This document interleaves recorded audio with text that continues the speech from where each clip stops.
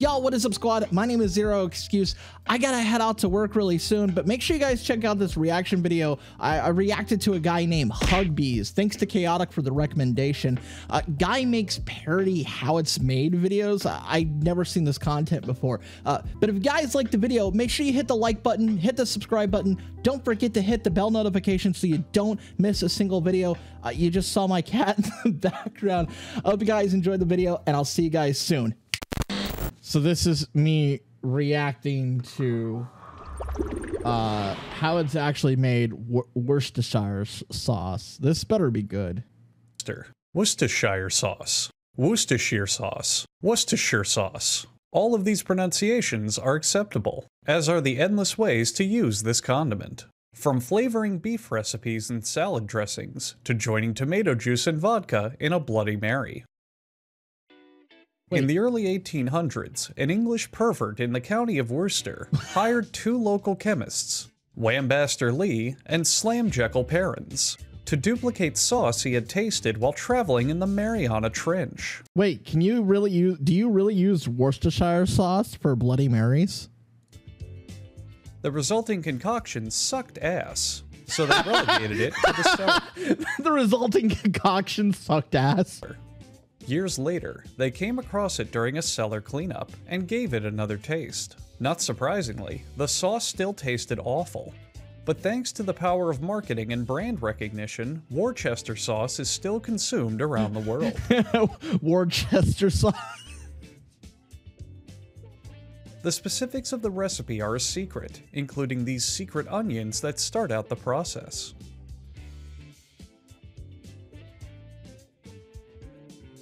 The onions are pickled in a secret liquid, which may secretly be edible.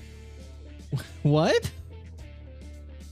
Other barrels contain anchovies, because God has abandoned us.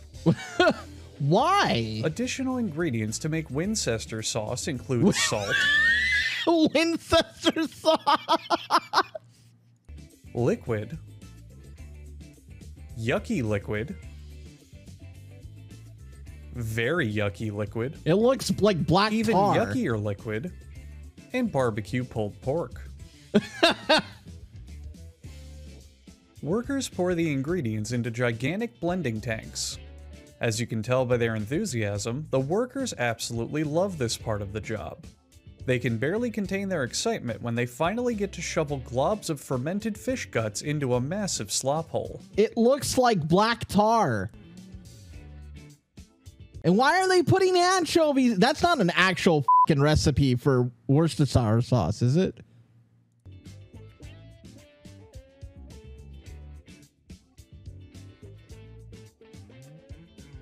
The ingredient proportions to make Worcestershire sauce are top secret, but FTC regulations inform us that it just barely reaches qualifications to be called a sauce and not a slurry. Now the pickled onions and garlic, as opposed to the garlic pickle flavored onions.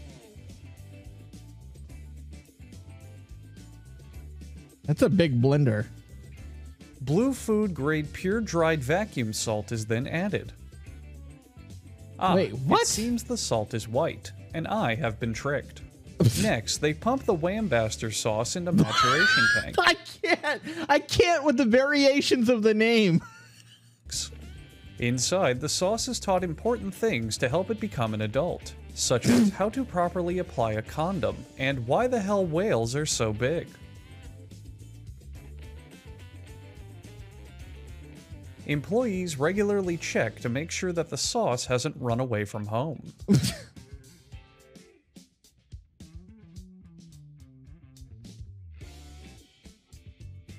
In the next phase, the worm crusher sauce is pasteurized. Stop!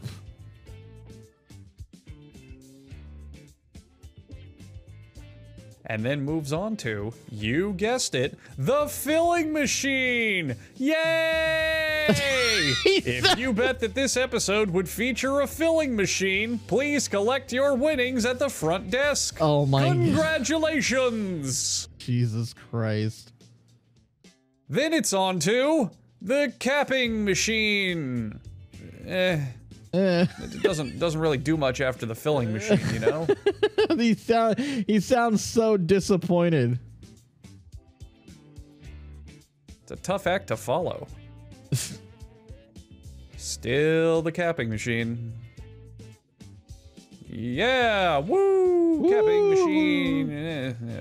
machine. After being additionally filled with soapy water, the Worcestershire sauce moves on to the Kronos Canmatic, which has the most embarrassing name in the history of machines, because these are bottles, not cans. The bottles then pass over a brush of spider webs, ensuring at least one spider goes into every batch.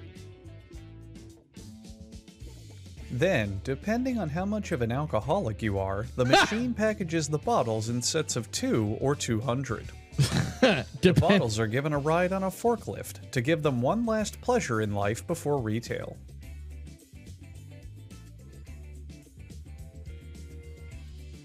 Yay, capping machine. And that's how watermelon sauce is made. Watermelon sauce? Get out. Stop.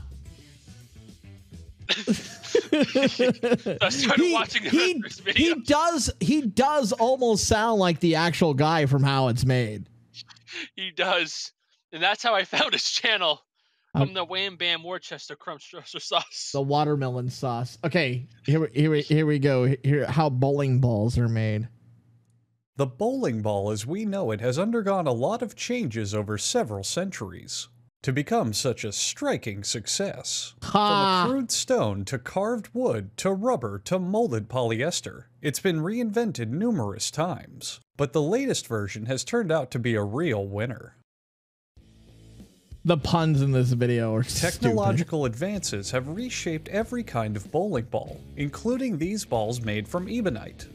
A bowling ball's nucleus is actually asymmetrical to help it curve. However, the name bowling prolated spheroid wasn't as marketable, so today they're called bowling balls. Cores are made from polyester resin, blending in materials such as this powder, and this powder. What are they, though? The result looks like what you typically see if you happen to eat the hot wings at your local bowling alley.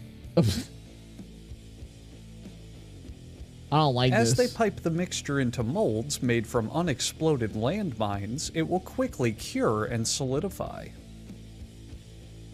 As you can see from large Caleb's massive forearms, it takes a lot of force to open these cores once they fully solidify.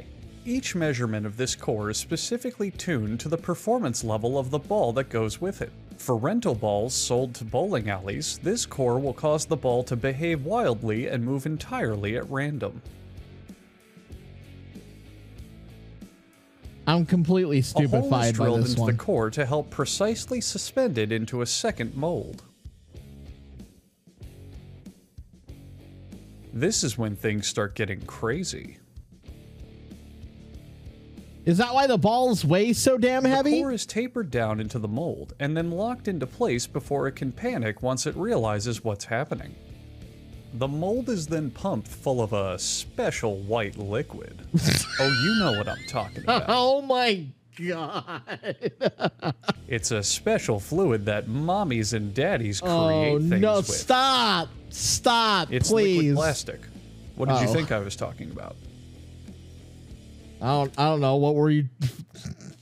Anyway, the molds full of industrial strength jizz will solidify around the core over a series of days. Then it's time to remove the cores from their molds. And there's only one way to do that. With slam jams. Boom shakalaka! Slams it in! Slam jam! He's on fire! Oh my god. Once the post-cyberpocalypse has been prevented with enough chaos dunks, the balls enter a third mold. Wait, a third mold? This mold will cover the bowling ball in its trademark bowling ball skin, increasing traction. It's made of colorant, plasticizer, ball-material, and ballscosity. Ballscosity. As this all flows into the molds, it solidifies in just seconds, the same amount of time it takes your mom to get that special white liquid I mentioned earlier from your dad. Stop. Now it's into the oven to, nope, just kidding, boom, shakalaka! Oh my God. Now it's into the oven to speed along the ball's chemical reactions to help it harden. I can't. A grinder removes excess left on the bowling ball, because just because you're unique doesn't mean you're useful. If you sliced this bowling ball in two, you'd get this, revealing that most bowling balls are actually just extra large jawbreakers. A lift system lowers the bowling ball into a waterboarding machine to see if it's hiding any secrets about the KGB and its planted operatives. That's bad. That's really bad. It's a bad joke. If the ball proves itself to be a traitor to freedom, it will be branded with the name of the object it will be killed with if it ever tries to betray the US government. What the f?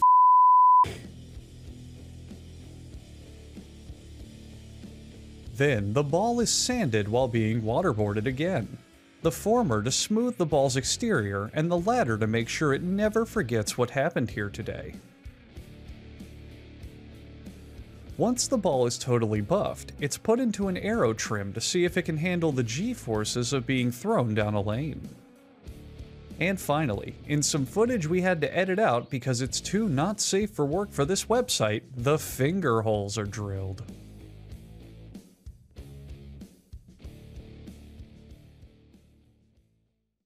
Hey guys, Zero here. I hope you guys enjoyed that reaction video. Remember, if you like the content, hit that like button, hit the subscribe button. Don't forget to hit the bell notification so you don't miss a single upload. I'll catch you guys in the next video, and thank you guys so much for the support.